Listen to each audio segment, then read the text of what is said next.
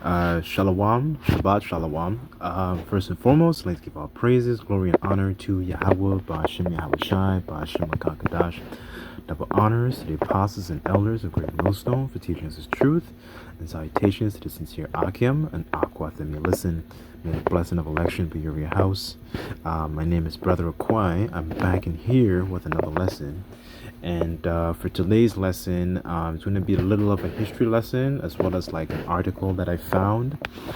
And I'm just going to be going into a little about the history of where the term white people came from, right? And where that originate from. And what inspired me to do this lesson was the fact that I was listening to the apostles, and I heard Apostle Kabar mention this in one of in the recent live shows that they did, and inspired me to look more into this myself, and get some more, information and history on this, so hopefully, Yahweh Rataza, that this topic would be an edifying lesson. Without further ado, let's get into the article. So I have the article listed here, and it covers a couple of other different topics, but I'm going to be focusing a little bit more on, like, I guess, where the term came from and where it, and what has become, today. Because normally, when you refer to a lot of, like, so-called white people, right, we know that term is actually not even written in the scriptures, right? Just like there's no such thing as black people, right? It's a very negative term, right? Because no one on this planet, their skin color is black, right? Just like no one on this planet, their skin is really not white. Like a lot of our, like when you think about your, like you might be yourself, or if you think about so-called black people, typically what's actually black is their hair, right? But it's not to their skin color. Like our skin color is different shades of brown, right? Like it describes Yahweh Shai in the book of Revelation, right? As a matter of fact, let me just I can pull that up. I didn't have that on the list here,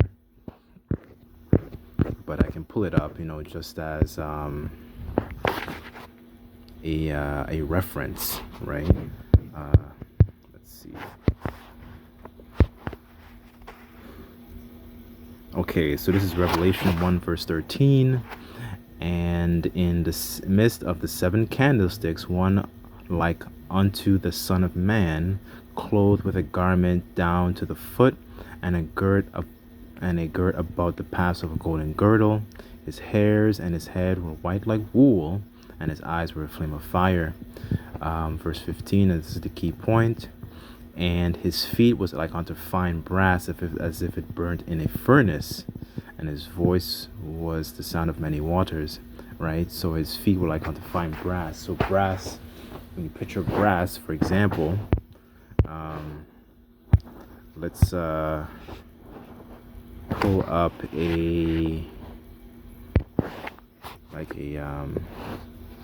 what do you call it? Brass.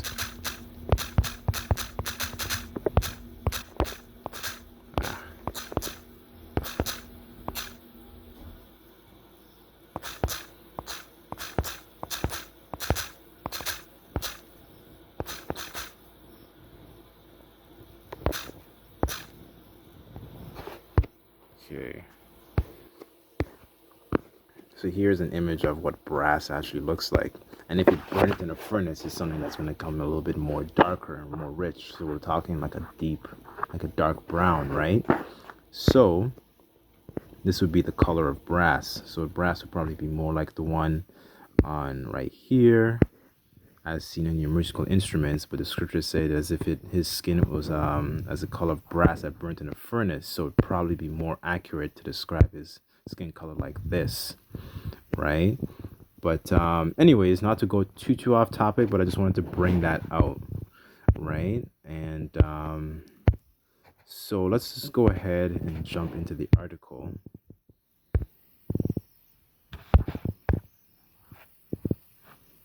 So I thought this article was very, very fascinating. right? So I'm just gonna pull this up. Just give me 1 second. Okay. Okay, so it titles The Historical Foundations of Race.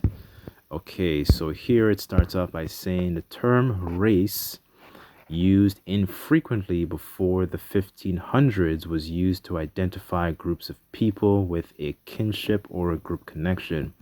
The modern day use of the term race is a human invention, right? So this wasn't a thing that actually existed until, the 1600s, right? Okay, so here it starts off. Okay, so I'm just going to read a bit of this and then I'm going to hit the key point. The key point is lower below. So I'm just going to read this out. So without further ado, it says, race is a human invented shorthand term used to describe and categorize people into various social groups based on characteristics like skin color, physical features, genetic heredity, genetic heredity. Race, while not a valid biological concept, is a real social construction that gives or denies benefits and privileges. So that's one of the key things that, this so-called race has done even to this day, right? Okay, I read that.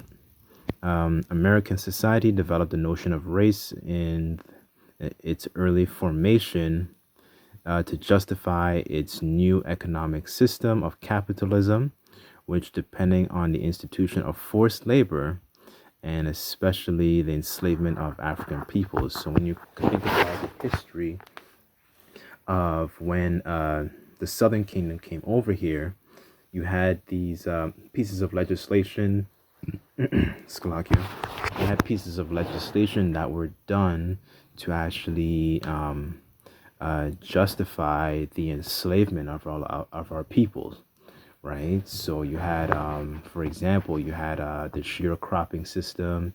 You've had, and then what happened was, you had just a reincarnation or a revamping, I should say, of slavery. So it wasn't in the typical sense of, a man and his family picking cotton off a plantation. Eventually it trickled down into like, the workplace, and it was just denying benefits to those who had a darker skin complexion, as a as opposed to people who had a more fair skin complexion, right? So it awarded certain benefits to groups of people and it denied privileges to others, right? So if you think about, for example, when you had Jim Crow in the South, you had different, how do you call those things?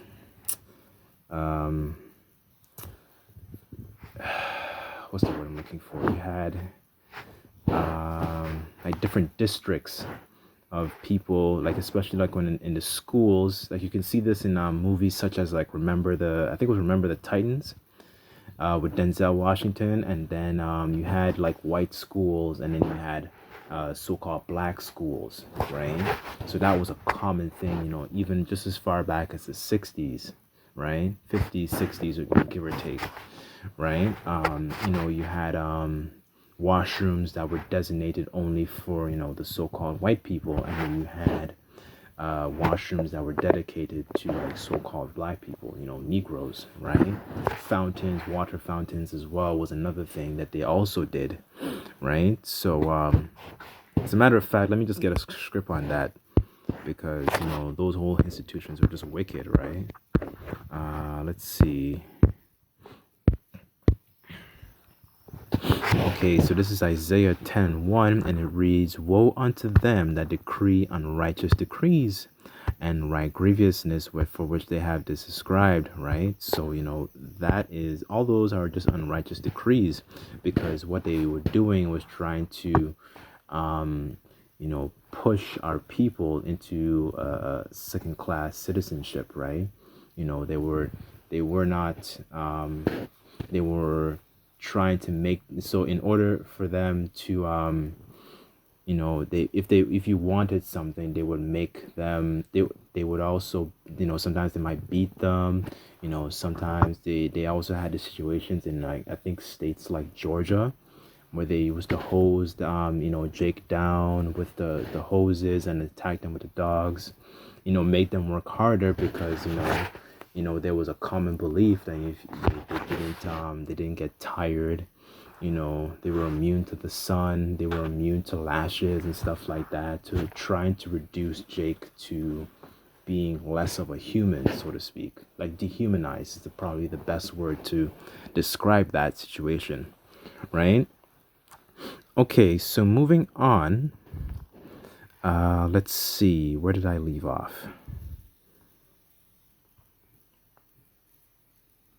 Okay, so here it says, to more accurately understand how race and its counterpart racism are woven into the very fabric of American society, we must explore how the history of race and white privilege and anti-blackness came to be, right? So, for other Israelites and listening, please don't call yourself black, because it's such a negative term, and it really just dehumanizes, you know, it really just dehumanizes you as an individual. I know it's a common term that you hear about, in the world, and you might catch yourself like saying these terms, because when you talk to people in the world, but like, don't really and truly don't use that, to describe yourself, man. It's a really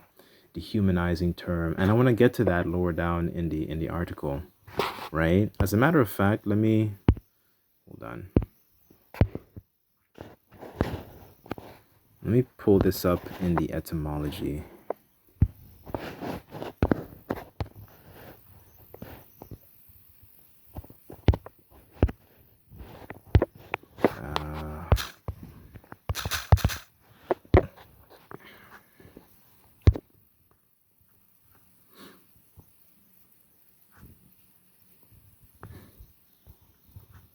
Okay, so this is black in the etymology.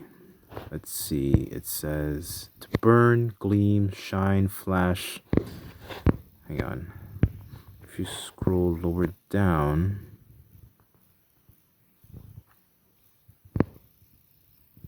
Okay, this is the part where it's really interesting. Okay, so here it says black was used of dark-skinned people in Old English, of coffee with nothing added, attested by 1796. Meaning fierce, terrible, wicked is from the late 14th century. The figurative senses of often come from the notion of without light, moral or spiritual. Okay, so this is where it's really interesting. The Latin niger had many of the same figurative senses: gloomy, unlucky, bad, wicked, malicious. Let's see where else it says. Shrouded in darkness, overcast, without dark purposes, malignant, necromancy. Okay, yeah, so this is why we should stay away from that term black, because this is the vibration that it brings upon you. When you think about, for example, like black culture, like it's well named because it's a culture that just promotes death. It promotes killing one another. It promotes adultery. It promotes a lack of respect for yourself and the elderly and your body, your temple and stuff like that. Like it's a very well named culture, right? And it's something that our people should stay away from, right? But 2/3 of our people are really caught up in this black culture, right? Okay, let's just get back to the article. As a matter of fact, let me just bring out another script as well, because this is what the so-called white man, they push this vibration onto our people, right? but this is also a curse as well, right? So this is Isaiah 5 verse 20, and it reads, "Woe unto them that call evil good and good evil, and that put darkness for light and light for darkness, and that puts bitter for sweet and sweet for bitter," right? So this is what the so-called white people have done to our people, right? And this is the vibration they have pushed by using these different words like black, and they're normally would refer to like northerners as like savages. They were beasts. And you look at these words, it's just like this is far from who our people really are, right? Okay, so let's continue. The invention of race. The concept of race as we understand it today evolved alongside the formation of the United States, which was deeply connected with the evolution of two terms, white and slave. The words race, white, and slave were all used by Europeans in the 1500s and were brought these words with them to North America. However, these words did not have the meanings that they have today. Instead, the needs of the developing American society would transform those words and meanings into new ideas, right? So there's a certain connotation that comes with these words that, comes with slave, white, even to this day, you always hear to talk about white privilege, right? So I'm just going to scroll down to actually hit the key point of the lesson, right? It's a very, very long article. I want to add the link in the description below.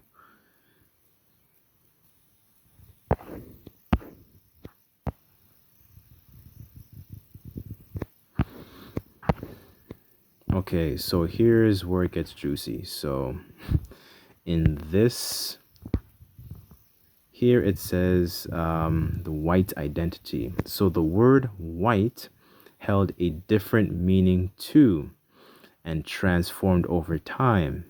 Before the mid 1600s, there was no evidence that the English referred to themselves as being white people.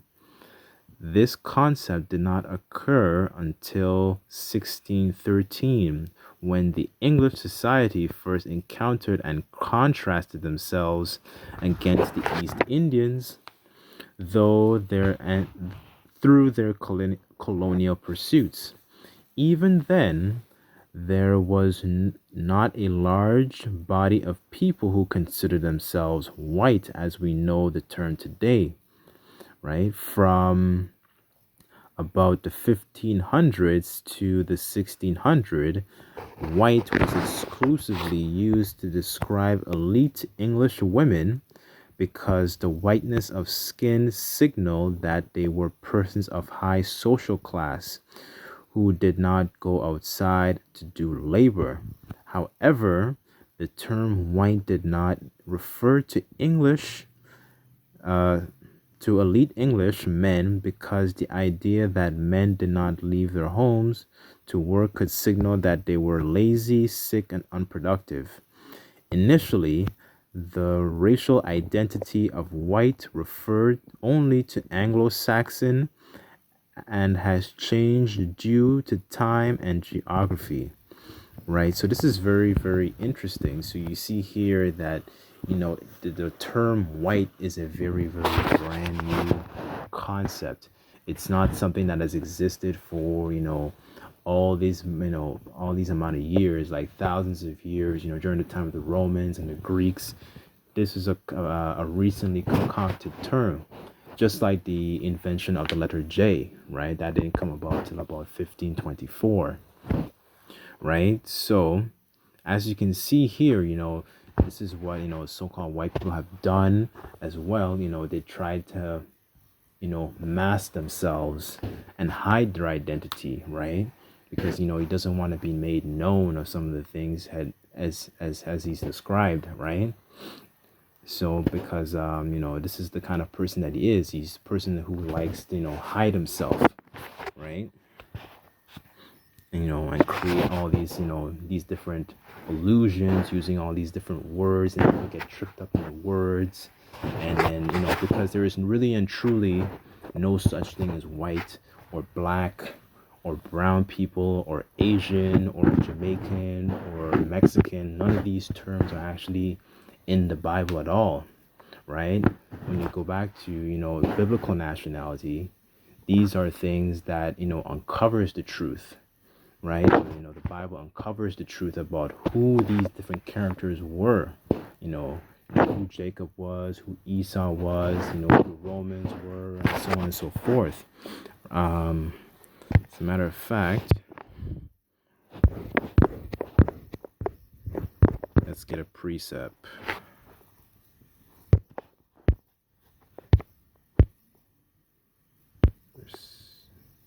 Okay, so this is 2 Corinthians 10 verse 3.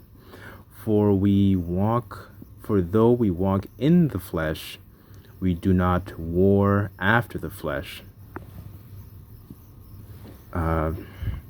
For the weapons of our warfare are not carnal, but mighty through the Most High Yahweh, Bashem Yahushai, to pulling down of strongholds. So, all these different terms that we hear, even today, like we probably would fill out an application, all these are different strongholds that continue to plague the minds of our people. But really and truly, if so-called Negroes today, they look at their skin, you'd realize your skin is not actually black. The tires on your vehicle are black. Your hair is jet black, right?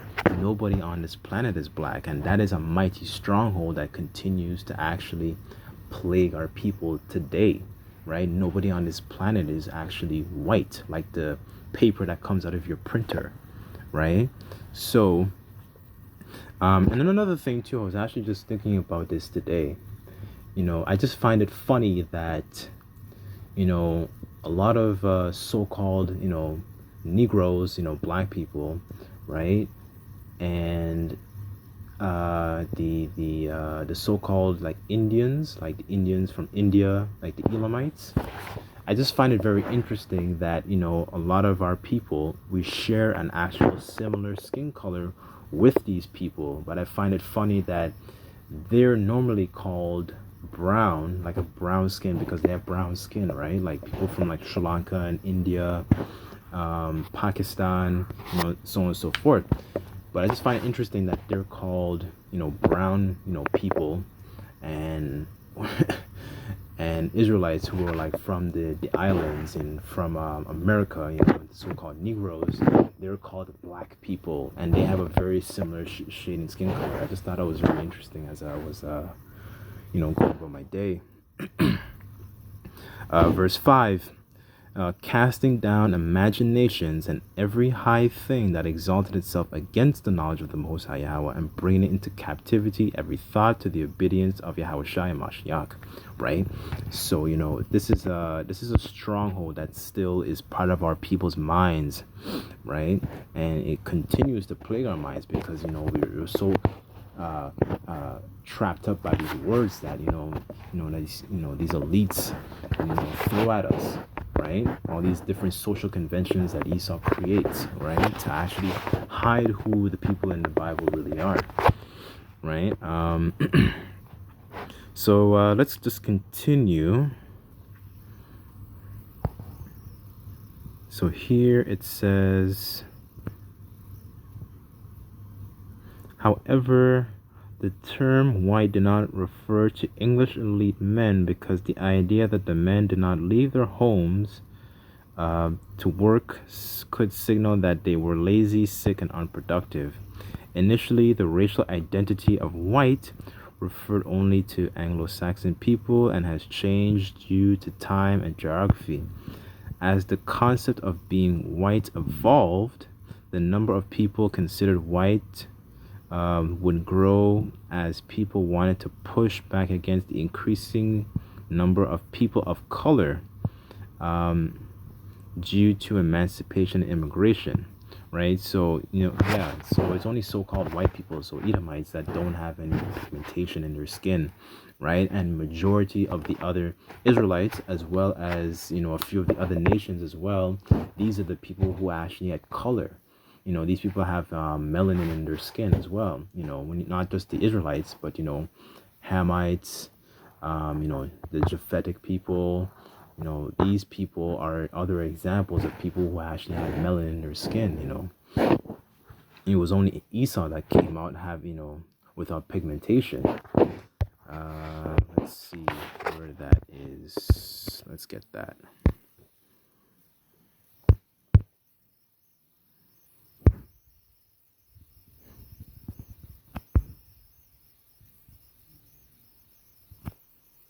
Okay, so this is Genesis 25, verse 23.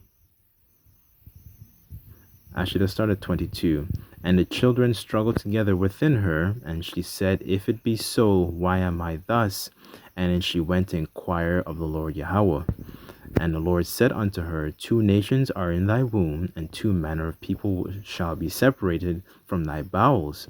And one people shall be stronger than the other people, and the elder shall serve the younger. So this is the story of the birth of Jacob and Esau, and it's two different spirits, right? So verse 24. And when her days to be delivered were fulfilled, behold, there are twins in her womb. Verse 25, the first came out red, all over like a hairy garment, and they called his name Esau, right? And verse 26, and after that came his brother out and took his hand, and his hand took hold of Esau's heel, and his name was called Jacob, right? And Isaac was 70 years when he bare them, right? So this is the story of Jacob and Esau's birth, right? Describing how Esau looked, but it's very interesting as well, and I wanted to bring that out because it doesn't explain to you how Jacob came out, right? Because Jacob, looked like everybody else, but it was only Esau that came out that had a very distinct color. Just goes to show that people back then had melanin in their skin, right? When you hear the story about Miriam, she lost her pigmentation, right? You can find that account in Numbers 12. She had lost her pigmentation, right? So when people think that people didn't, they were all like all the characters in the scriptures are white, that is false. All of that is just reinforcing these ideas of white supremacy, right? And that is something that these so-called white people have done ever since, well, this time specifically, from the early 1400s up until today, changing up the images and reinforcing their image as the knowledge of what the Most High looks like, what what Yahweh Shai looks like. The people of the Bible, they were all apparently so-called whites, and that is the narrative that they continue to push to this day, right? Let's just get a little bit more. Whiteness is a constantly shifting boundary separating those who are entitled to have certain privileges from those whose exploitation and vulnerability to violence is justified by their not being white, right? So that is something that they have done well, to justify doing treating Jake in a very bad way, right? Let's just get this. What does this say? European colonists often used the word white to refer to people who looked like themselves, grew to become entangled with the word race and slave, and in the American colonies in the mid-1660s. The elites created races of savage Indians, subhuman. So I think the prefix sub means below. So somebody who's less of a human, Africans, and white men, right? So this is where all these social conventions actually come from. Social convention inventions, succeeded in uniting the white colonists, dispossessing and marginalizing native people, and permanently enslaving most African descended people for generations. Tragically, American culture from the very beginning developed around these ideas of race and racism, right? So this is where some of the history of where this actually comes from, stood to reinforce their privileges so they can stay on top, and for us people to stay on bottom, and believing that we're these names that they call us, such as savage, colored. But all of this is part of the curses as well. Let's get Isaiah actually.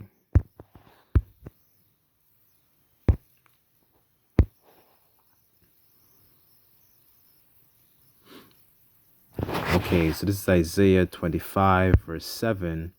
And he will destroy the mountain, the face of the covering cast over all people, the veil that is spread over the nations, right? So this is of the covering cast refers to the lineage of different peoples all over the world, because this is something that the so-called white people have done, and they have casted a complete they've covered the names of our people, of our peoples more specifically, as well as the other nations. But we're going to be focusing mostly on our people, right? So they don't know who they are, and then when you don't know who you are, you don't know who the enemy is, right? So the Edomites, these so-called white people, have also casted an image so they can hide themselves too, right? Let's see here.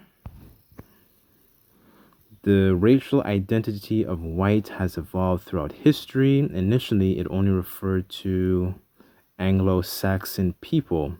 Historically, who belonged to the category of white would expand as people wanted to push back against the increasing numbers of people due to emancipation and immigration.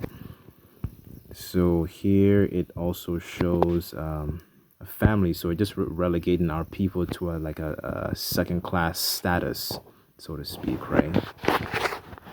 But the article is a bit, it's quite long, but it also covers different aspects of our people in slavery and race. I might be going more into it as well. We'll see. Because I also have this book called Nature Knows Our Color Line, and it strongly discusses this topic, right? So Lord willing, I could bring out some more parts of the article, and I can share it in the description box below. Like here it says slavery in the colonies, indentured servitude, what is chattel slavery, so on and so forth, right? So anyways, that's it on that. Let me see. Okay, so let's just get this last precept, and then I'll just close it out.